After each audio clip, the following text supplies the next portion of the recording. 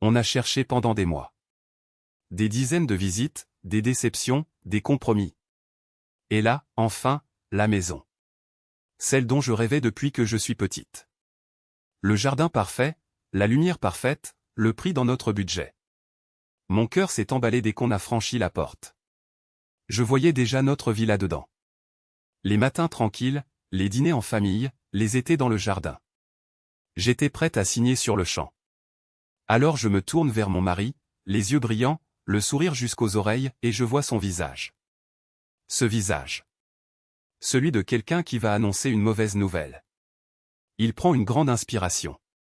Et il me dit, très sérieusement, comme si c'était une question de vie ou de mort, le McDonald's le plus proche est à 22 minutes. 22 minutes. La maison de ma vie. Refusée. À cause des nuggets. J'ai cru que c'était une blague. Ça n'en était pas une. Il était absolument convaincu que c'était un critère rédhibitoire. J'ai regardé cet homme que j'ai épousé, cet homme avec qui je voulais construire une vie, et je me suis demandé si je le connaissais vraiment.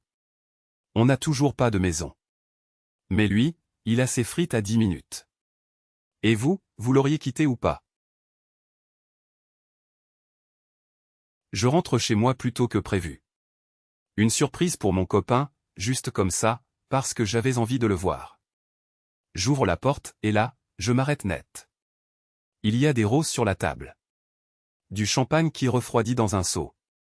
Un dîner fait maison, les bougies allumées, la lumière tamisée. Mon cœur s'emballe. Je me dis, il a tout préparé pour moi. Il a dû devancer mes plans, il voulait me surprendre lui aussi. Je souris comme une idiote. Je pose mon sac, je m'avance vers la cuisine, le cœur chaud, les joues roses. Et là, il se retourne. Son visage change. Ce n'est pas de la joie que je vois dans ses yeux. C'est de la panique.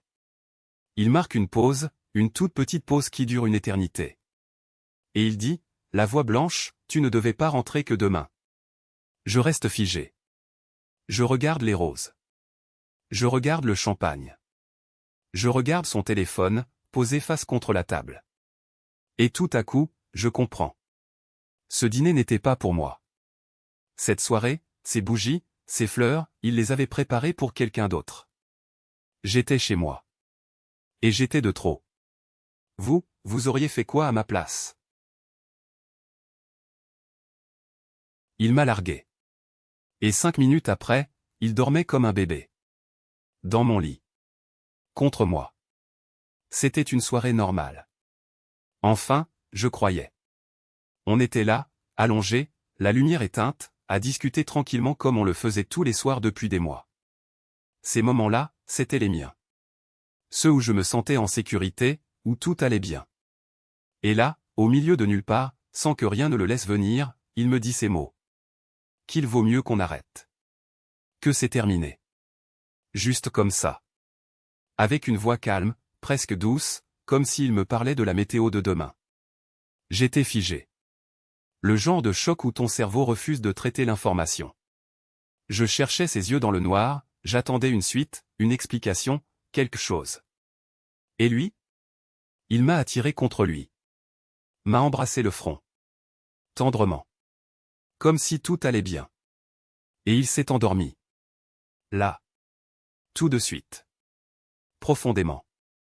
Moi je fixais le plafond, les yeux grands ouverts, le cœur en miettes, son bras encore posé sur moi.